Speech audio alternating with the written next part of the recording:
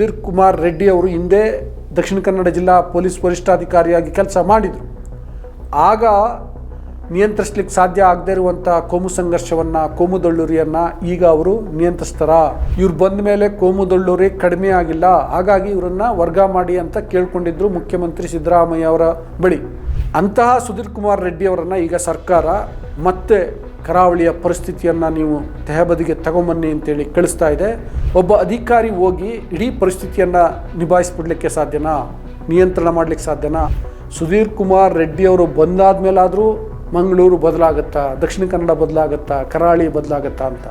ನಮಸ್ಕಾರ, ವಾರ್ತಾಭಾರತಿ ವೀಕ್ಷಕರಿಗೆ ಈ ವಿಶೇಷ ಎಕ್ಸ್ಪ್ಲೇನರ್ಗೆ ಸ್ವಾಗತ. ನಾನು ಧರಣೀಶ್ ಪುಕನಕೆರೆ.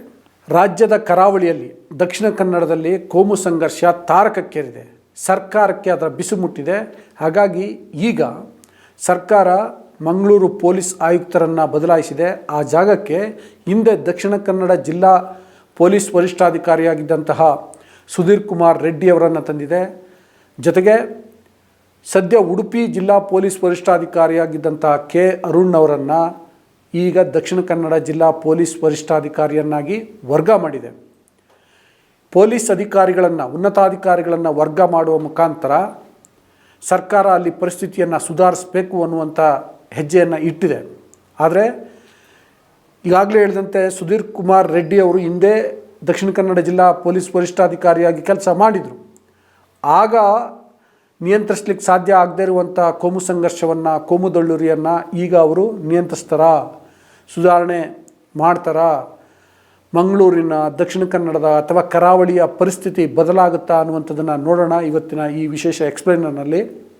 ನಾನು ವಿಡಿಯೋವನ್ನು ಮುಂದುವರಿಸ್ತೀನಿ. ಅದಕ್ಕೂ ಮೊದಲು ರಿಕ್ವೆಸ್ಟ್ ಮಾಡ್ತಿದ್ದೀನಿ, ನೀವಿನ್ನೂ ವಾರ್ತಾಭಾರತಿಯನ್ನು ಸಬ್ಸ್ಕ್ರೈಬ್ ಮಾಡಿಲ್ಲ ಅಂದರೆ ದಯವಿಟ್ಟು ಸಬ್ಸ್ಕ್ರೈಬ್ ಮಾಡಿ, ಬೆಲ್ ಬಟನನ್ನು ಪ್ರೆಸ್ ಮಾಡಿ, ಲೈಕ್ ಮಾಡಿ ಮತ್ತು ಶೇರ್ ಮಾಡಿ. ಸುಧೀರ್ ಕುಮಾರ್ ರೆಡ್ಡಿಯವರ ವಿಷಯಕ್ಕೆ ಬರೋದಾದರೆ, ಅವ್ರ ಹಿಂದೆ ದಕ್ಷಿಣ ಕನ್ನಡ ಜಿಲ್ಲಾ ಪೊಲೀಸ್ ವರಿಷ್ಠಾಧಿಕಾರಿಯಾಗಿದ್ದರು. ಆಗಲೂ ಕೂಡ ಅವ್ರ ಬಗ್ಗೆ ಬಹಳ ನಿರೀಕ್ಷೆ ಇತ್ತು ಜನರಿಗೆ. ಆಗ ಅವರನ್ನು ಏಕಾಏಕಿ ಟ್ರಾನ್ಸ್ಫರ್ ಮಾಡಿತ್ತು ಸರ್ಕಾರ. ಅದು ಯಾಕೆ ಅನ್ನುವಂಥ ವಿಷಯವನ್ನು ನಾವು ಒಳಹೊಕ್ಕಿ ನೋಡಿದಾಗ, ಆಗ ಸುಧೀರ್ ಕುಮಾರ್ ರೆಡ್ಡಿ ಅವರು ಮರಳು ಮಾಫಿಯಾವನ್ನು ನಿಯಂತ್ರಿಸಲಿಕ್ಕೆ ಪ್ರಯತ್ನವನ್ನು ಪಟ್ಟಿದ್ದರು.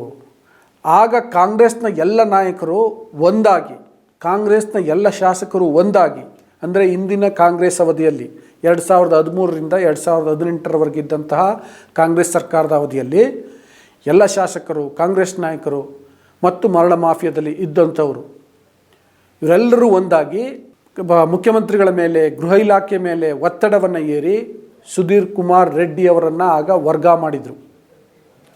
ಆವಾಗ ಕೊಟ್ಟಿದ್ದಂಥ ಕಾರಣ ಏನು ಅಂತಂದರೆ, ಯಾಕೆಂದರೆ ನಮ್ಮ ಮರಳು ಮಾಫಿಯಾಕ್ಕೆ, ಮರಳು ವ್ಯವಹಾರಕ್ಕೆ ಇವರು ಅಡ್ಡಿಪಡಿಸ್ತಿದ್ದಾರೆ, ವರ್ಗ ಮಾಡಿ ಅಂತ ಕೇಳ್ಕೊಂಡಿದ್ದಲ್ಲ ಅವರು. ಎಲ್ಲರೂ ಕೂಡ ಕೇಳಿದ್ದು, ಇವರು ಕರಾವಳಿಯಲ್ಲಿ ಕೋಮು ಸಂಘರ್ಷವನ್ನು ಹತ್ತಿಕ್ಕಲಿಕ್ಕೆ ವಿಫಲರಾಗಿದ್ದಾರೆ, ಇಲ್ಲಿ ಕೋಮು ಸಾಮರಸ್ಯವನ್ನು ಮೂಡಿಸಲಿಕ್ಕೆ ವಿಫಲರಾಗಿದ್ದಾರೆ, ಇವ್ರು ಬಂದ ಮೇಲೆ ಕೋಮುದಳ್ಳುರಿ ಕಡಿಮೆ ಆಗಿಲ್ಲ, ಹಾಗಾಗಿ ಇವರನ್ನು ವರ್ಗ ಮಾಡಿ ಅಂತ ಕೇಳ್ಕೊಂಡಿದ್ರು ಮುಖ್ಯಮಂತ್ರಿ ಸಿದ್ದರಾಮಯ್ಯ ಅವರ ಬಳಿ. ಇನ್ನೂ ಖಚಿತವಾಗಿ ಹೇಳಬೇಕು ಅಂತಂದರೆ, ಮುಖ್ಯಮಂತ್ರಿಯವರ ಮಂಗಳೂರು ಪ್ರವಾಸದಲ್ಲಿ, ಮಂಗಳೂರಿನ ಗೆಸ್ಟ್ ಹೌಸ್ನಲ್ಲಿ ಎಲ್ಲ ಶಾಸಕರು ಇದೇ ಅಜೆಂಡವನ್ನು ಇಟ್ಕೊಂಡೋಗಿ ಮುಖ್ಯಮಂತ್ರಿಯವರನ್ನು ಭೇಟಿ ಮಾಡಿ ಮುಖ್ಯಮಂತ್ರಿಯವ್ರ ಮೇಲೆ ಒತ್ತಡವನ್ನು ತಂದು ಅದರ ಮರುದಿನವೇ ಸುಧೀರ್ ಕುಮಾರ್ ರೆಡ್ಡಿಯವರ ವರ್ಗ ಆಗಿತ್ತು. ಆಗ ಅಂತಹ ಸುಧೀರ್ ಕುಮಾರ್ ರೆಡ್ಡಿಯವರನ್ನು ಈಗ ಸರ್ಕಾರ ಮತ್ತೆ ಕರಾವಳಿಯ ಪರಿಸ್ಥಿತಿಯನ್ನು ನೀವು ತೆಹಬದಿಗೆ ತಗೊಂಬನ್ನಿ ಅಂತೇಳಿ ಕಳಿಸ್ತಾ ಇದೆ. ಈಗ ಅವರು DIG ಆಗಿದ್ದರು ಗುಪ್ತಚರ ಇಲಾಖೆಯಲ್ಲಿ. ಅವ್ರನ್ನ ಈಗ ಮಂಗಳೂರು ಪೊಲೀಸ್ ಆಯುಕ್ತರನ್ನಾಗಿ ವರ್ಗ ಮಾಡಲಾಗಿದೆ. ಇಲ್ಲಿ ವಿಷಯ ಇರೋದೇನಂತಂದರೆ, ಒಬ್ಬ ಅಧಿಕಾರಿ ಹೋಗಿ ಇಡೀ ಪರಿಸ್ಥಿತಿಯನ್ನು ನಿಭಾಯಿಸ್ಬಿಡ್ಲಿಕ್ಕೆ ಸಾಧ್ಯನಾ? ನಿಯಂತ್ರಣ ಮಾಡಲಿಕ್ಕೆ ಸಾಧ್ಯನಾ? ಅದರಲ್ಲೂ ಕೋಮು ಸಂಘರ್ಷದಂತಹ ಬಹಳ ಸೂಕ್ಷ್ಮವಾದ ವಿಷಯವನ್ನು ನಿಭಾಯಿಸಲಿಕ್ಕೆ ಸಾಧ್ಯನಾ ಎನ್ನುವಂಥದ್ದು. ಅಂದರೆ ಈಗಲೂ ಕೂಡ ಅಲ್ಲಿನ ಕಾಂಗ್ರೆಸ್ ನಾಯಕರು, ಯಾಕೆಂದರೆ ಈಗ ಕಾಂಗ್ರೆಸ್ ಪಕ್ಷದ ಸರ್ಕಾರ ಇದೆ, ಹಾಗಾಗಿ ನಾವು ಕಾಂಗ್ರೆಸ್ ನಾಯಕರ ಬಗ್ಗೆ ಮಾತಾಡಬೇಕಾಗತ್ತೆ. ಕಾಂಗ್ರೆಸ್ ನಾಯಕರು ಸಹಕಾರ ಕೊಡದೇ ಇದ್ದರೆ ಸುಧೀರ್ ಕುಮಾರ್ ರೆಡ್ಡಿ ಅವರಿರಲಿ ಅಥವಾ ಇನ್ನೊಬ್ಬರು ಇರಲಿ, ಅಥವಾ ಈಗ ದಕ್ಷಿಣ ಕನ್ನಡ ಜಿಲ್ಲಾ ಪೊಲೀಸ್ ವರಿಷ್ಠಾಧಿಕಾರಿಯಾಗಿ ನೇಮಕ ಆಗಿರುವಂತಹ ಕೆ ಅರುಣ್ ಅವರಿರಲಿ, ಯಾರು ತಾನೇ ಪರಿಣಾಮಕಾರಿಯಾಗಿ ಕೆಲಸ ಮಾಡಲಿಕ್ಕೆ ಸಾಧ್ಯ? ಈ ಕೋಮು ಕ್ರಿಮಿಗಳನ್ನು ಹತ್ತಿಕ್ಕಲಿಕ್ಕೆ ಸಾಧ್ಯ, ಅವರನ್ನು ಒದ್ದು ಒಳಕ್ಕೆ ಹಾಕಲಿಕ್ಕೆ ಸಾಧ್ಯ. ಅದೆಲ್ಲವೂ ಸಾಧ್ಯ ಆಗಬೇಕು ಅಂತಂದರೆ ಸರ್ಕಾರ ಅಫ್ಕೋರ್ಸ್ ಒಳ್ಳೆಯದು, ಅಧಿಕಾರಿಗಳನ್ನು ವರ್ಗ ಮಾಡಿದ್ದು, ಬದಲು ಮಾಡಿದ್ದು ನಿಜ, ಅದು ಒಂದು ರೀತಿ ಸಂದೇಶ, ಒಂದು ಕ್ರಮ ಒಳ್ಳೆಯದು. ಆದರೆ ಅದಕ್ಕಿಂತಲೂ ಮುಖ್ಯವಾಗಿ ಬದಲಾಗಬೇಕಾದ್ದು ಅಲ್ಲಿನ ಕಾಂಗ್ರೆಸ್ ನಾಯಕರ ಮನಸ್ಥಿತಿ, ಕಾಂಗ್ರೆಸ್ ನಾಯಕರ ಕೋಮು ಮನಸ್ಥಿತಿ, ಕೀಳು ಮನಸ್ಥಿತಿ. ಅವರು ಬದಲಾಗದೇ ಇದ್ದರೆ, ಅವರು ಇಲ್ಲಿ, ಯಾಕೆಂದ್ರೆ ಒನ್ಸ್ ಅಗೇನ್ ಹೇಳ್ತಿದ್ದೀನಿ, ನಾ ಯಾಕೆ ಕಾಂಗ್ರೆಸ್ ನಾಯಕರ ಬಗ್ಗೆ ಮಾತಾಡ್ತಿದ್ದೀವಿ ಅಂತಂದರೆ, ಕಾಂಗ್ರೆಸ್ ಈಗ ಸರ್ಕಾರ ನಡೆಸ್ತಿದೆ, ಅಧಿಕಾರದಲ್ಲಿದೆ, ಆಡಳಿತ ಮಾಡ್ತಿದೆ. ಆ ಕಾರಣಕ್ಕೆ ಕಾಂಗ್ರೆಸ್ ಮೇಲೆ ಹೆಚ್ಚಿನ ಜವಾಬ್ದಾರಿ ಇದೆ, ಕಾಂಗ್ರೆಸ್ ನಾಯಕರ ಮೇಲೆ ಹೆಚ್ಚಿನ ಜವಾಬ್ದಾರಿ ಇದೆ.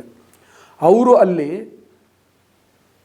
ಪಾರದರ್ಶಕವಾಗಿ ಮತ್ತು ಮುಕ್ತವಾಗಿ ನಡ್ಕೊಂಡ್ರೆ, ಪಕ್ಷ ಭೇದ ಮಾಡದೆ ಅಥವಾ ಧರ್ಮ ಭೇದ ಮಾಡದೆ, ಯಾರು ತಪ್ಪು ಮಾಡಿದರೂ ತಪ್ಪಿತಸ್ಥರನ್ನ ಒಳಕ್ಕಾಕಿ, ಯಾರು ಅಮಾಯಕರಿರ್ತಾರೆ, ತಪ್ಪು ಮಾಡಿಲ್ದವ್ರು ಇರ್ತಾರೆ, ಅವರಿಗೆ ರಕ್ಷೆ ಕೊಡುವಂಥ ಕೆಲಸವನ್ನು ಮಾಡಬೇಕು.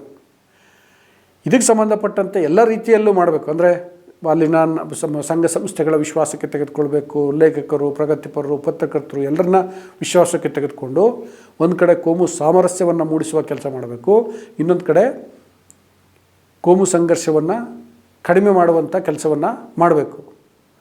ಅದಕ್ಕೆ ಸುಧೀರ್ ಕುಮಾರ್ ರೆಡ್ಡಿ ಅವರಿಗೆ, ಮಂಗಳೂರಿನ ಪೊಲೀಸ್ ಆಯುಕ್ತರಾಗಿ ನೇಮಕಗೊಂಡಿರುವಂಥ ಸುಧೀರ್ ಕುಮಾರ್ ರೆಡ್ಡಿ ಅವರಿಗೆ ಕಾಂಗ್ರೆಸ್ ನಾಯಕರು ಸಾಥ್ ಕೊಡಬೇಕು. ಹಿಂದೆ ಮರಳು ಮಾಫಿಯಾ ನಡೆಸಲಿಕ್ಕೆ ಅಡ್ಡಿ ಮಾಡ್ತಾರೆ ಅನ್ನೋ ಕಾರಣಕ್ಕೆ ಕೋಮು ಸಂಘರ್ಷವನ್ನು ಕಂಟ್ರೋಲ್ ಮಾಡಲಿಲ್ಲ ಇವರು ಅಂತೇಳಿ ನೆಪ ಮಾಡಿ ಅವರನ್ನು ವರ್ಗಾವಣೆ ಮಾಡಿಸಿದ್ರಲ್ಲ ಕಾಂಗ್ರೆಸ್ ನಾಯಕರು, ಅದರ ಪಾಪವನ್ನು ಈಗ ಅನುಭವಿಸ್ತಿದ್ದಾರೆ. ಜನ ಅಲ್ಲಿ ಕಾಂಗ್ರೆಸ್ ವಿರುದ್ಧ ತಿರುಗಿ ಬಿದ್ದಿದ್ದಾರೆ. ಅಟ್ಲೀಸ್ಟ್ ಈಗಲಾದರೂ ಬುದ್ಧಿ ಕಲಿಬೇಕು. ಸುಧೀರ್ ಕುಮಾರ್ ರೆಡ್ಡಿ ಒಂದು ಅಸ್ತ್ರ, ಆ ಅಸ್ತ್ರವನ್ನು ಆಡಳಿತ ವ್ಯವಸ್ಥೆ, ಸರ್ಕಾರ ಹೇಗೆ ಬಳಸುತ್ತೆ ಅನ್ನೋದು ಬಹಳ ಮುಖ್ಯ. ನಾನು ಅದಕ್ಕೆ ಹೇಳಿದ್ದು, ಸುಧೀರ್ ಕುಮಾರ್ ರೆಡ್ಡಿ ಅವರು ಬಂದಾದ ಮೇಲಾದರೂ ಮಂಗಳೂರು ಬದಲಾಗುತ್ತಾ, ದಕ್ಷಿಣ ಕನ್ನಡ ಬದಲಾಗುತ್ತಾ, ಕರಾವಳಿ ಬದಲಾಗುತ್ತಾ ಅಂತ. ಬದಲಾಗಲಿ ಅಂತ ಆಶಿಸ್ತಾ ಇವತ್ತಿನ ಈ ವಿಡಿಯೋವನ್ನು ಮುಗಿಸ್ತಿದ್ದೀನಿ.